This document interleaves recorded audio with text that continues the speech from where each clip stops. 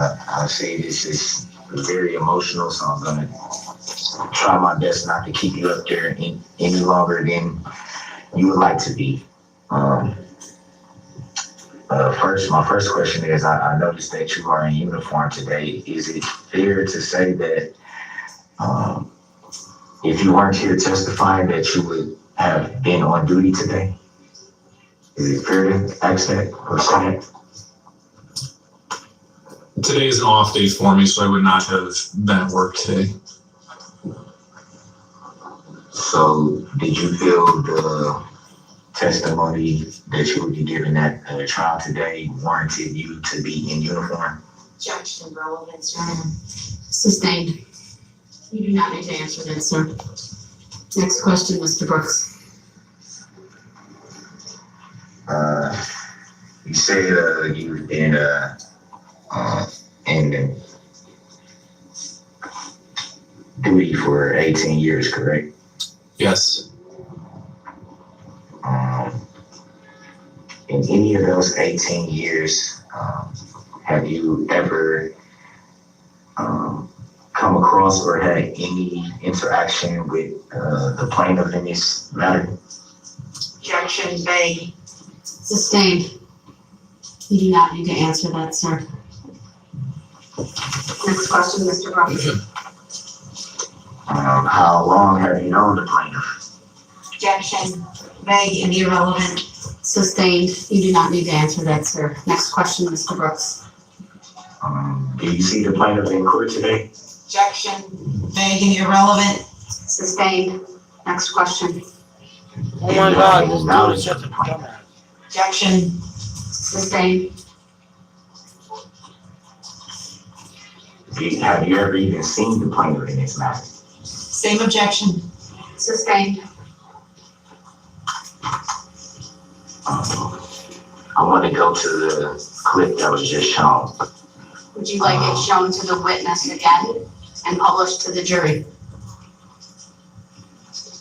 I'm sure would he prefer for it to be shown again? I just want to know if that's what you were asking. You can certainly question him about it, and if need be, it can be shown again. Okay, can you show the witness the video clip again? Sure.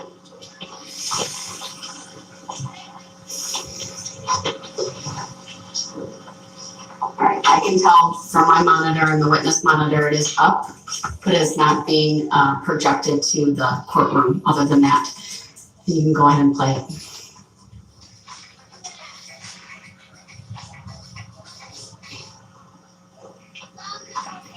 Are your questions, sir? In that clip, is it fair to say that you can see that there are people walking in the street and on the sidewalk? Would that be fair to say? Yes, I could see that in the video clip. Do you see anybody being targeted or being in a panic to get away from the vehicle? No. Do the said driver of that vehicle intentionally trying to hit anyone in that video? No.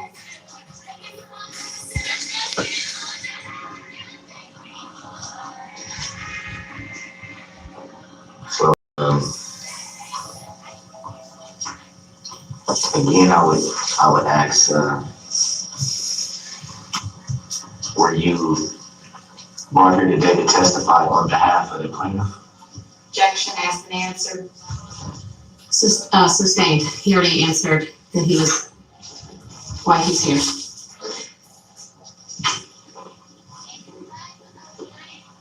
Again, I would ask just one more time for the record. Do you see the plaintiff in court today? Objection, Objection. Sustained. Do you have any other questions, Mr. Brooks? Do you know of the plaintiff at all whatsoever? objection. Sustained. Objection, dumbass. No further questions. Thank you. Any redirect? No. I think he started, he may step down. All right, so just a reminder, that cross-examination is happening across technology because he is in another room. He's in that timeout adjacent courtroom asking those questions. You can kind of see where he's going.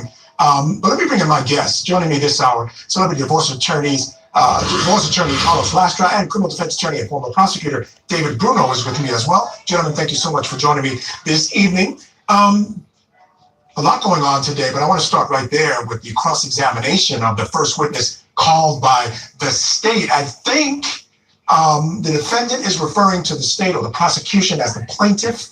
Not completely clear. It kind of goes back, I think, to an earlier argument he was making, but I don't want to get too deep into weeds on that. But David, I want to start with you on your thoughts on that cross-examination. I kind of see where he's going with the intentional aspect, because I think that's a little bit of an issue in this case, but your thoughts?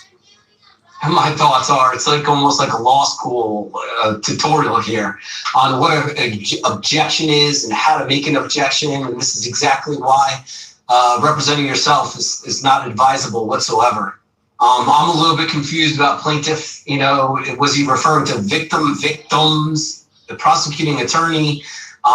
Yeah, very, very confusing and disjointed, especially in light of the day's events that put him in another room outside the presence of a jury and the witness. Carlos, let me get you to ring in before I take folks back into the court. Sure. I think that it's been a stark contrast. I think what I take away from this cross-examination is the stark contrast between the way he's acting in front of this jury and the way he acted earlier. It's almost Dr. Jekyll, Mr. Hyde. And what we discussed at our CNW litigation meetings is that the party to an action is the most important exhibit in the courtroom. How they act, how they respond to testimony, how they testify. Certainly are they respectful, how they dress. Those are all important aspects. And what we've seen here, he doesn't have his shirt on. He's sending a message. Now, fortunately for him, okay, this hasn't happened to a great degree in front of the jury. However, I think that what he's trying to do in these instances is to bait the judge, bait the state to perhaps cause a mistrial, to certainly lay the grounds for an appeal. Well, what I find is very interesting is the way he's acting in front of the jury is the unintended consequence of that is that his competency, I think, is no longer going to be in question. He may be ignorant, but he's not insane. I would posit he's not. Michael, just real quick. Yeah, go ahead. I wonder, though, because just before the witnesses, he was given an opportunity to come back into the room. And it was very basic questioning. Can you adhere to the court's rules? And he basically said he didn't answer directly, and he had the opportunity. If he's going to turn it on for the jury, he could have had an opportunity to go back into the room. So I just questioned that in light of the which I agree.